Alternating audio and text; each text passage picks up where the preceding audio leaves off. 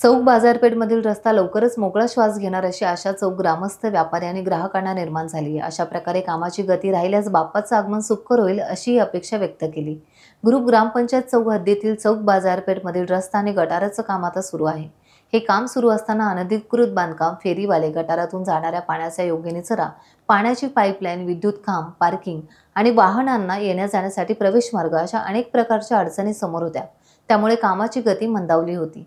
याची दखल स्थानिक स्तरावर घेण्यात आली। स्थानिक स्वराज्य संस्था, स्थानिक नेते, पोलीस प्रशासन, व्यापारी, ग्राहक आणि ग्रामस्थ यांच्या सहकार्याने रस्त्याच्या कामाला गती आली असून ही कामाची गती अशीच राहिली तर होणाऱ्या रस्त्यावरून गणरायाचं आगमन सुखकर आणि खड्डामुक्त होईल अशी आशा आता व्यक्त केली जाते।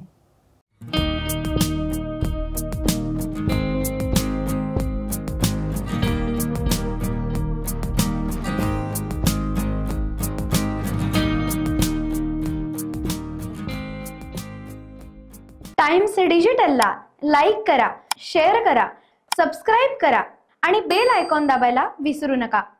Times digital.